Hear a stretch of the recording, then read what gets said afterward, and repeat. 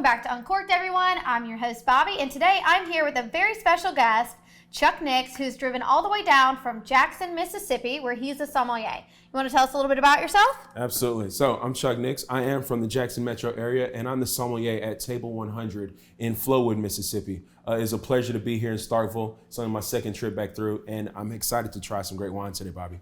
Yeah, me too. So we are going to be featuring Charles Heidsieck today for Valentine's Day. This is a wonderful family-owned champagne house. And actually, Charles Heidsieck was the first person to come to the USA with champagne. And he had an interesting story. He came during very tumultuous times, in fact. So Charles Heidsieck came over here, and when he was getting ready to leave to go back to France, he made that decision because the Civil War was starting and he wanted to get out before it got bad. So he makes it all the way from up north down to New Orleans, Louisiana, where he's arrested by Union troops. They think he's a French spy. And so in 1863, they call it the Heidsieck case, which is where Abraham Lincoln was like, this dude just sells champagne. And he gets back home, and then he makes some other discoveries, even back at his homeland, because he finds out that he owns land in Denver.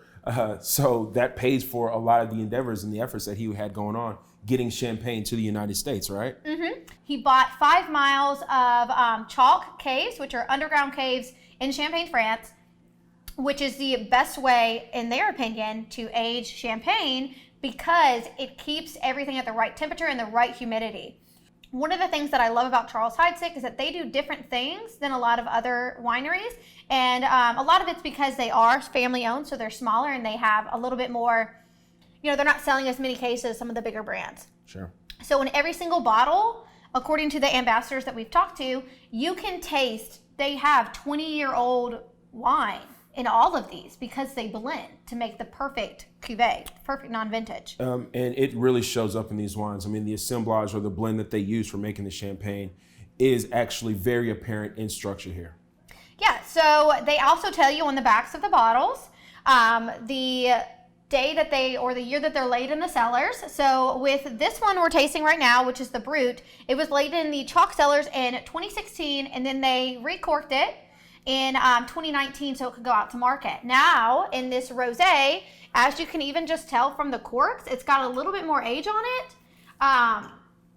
This one was laid in the cellars in 2009, and according to the bottle, they disgorged or recapped this one in 2016 to go to market. So you can even just tell it's not that bright, vibrant pink color because as a wine, especially white wines and a lot of sparkling that has kind of like a rosé color, Sure.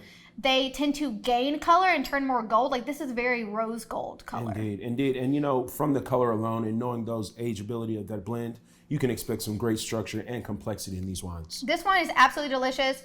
So thank y'all for tuning in for our Charles Heidsieck Champagne Valentine's Day episode. We hope you go out and find these. Thanks for tuning in. We'll see y'all next week on Uncorked.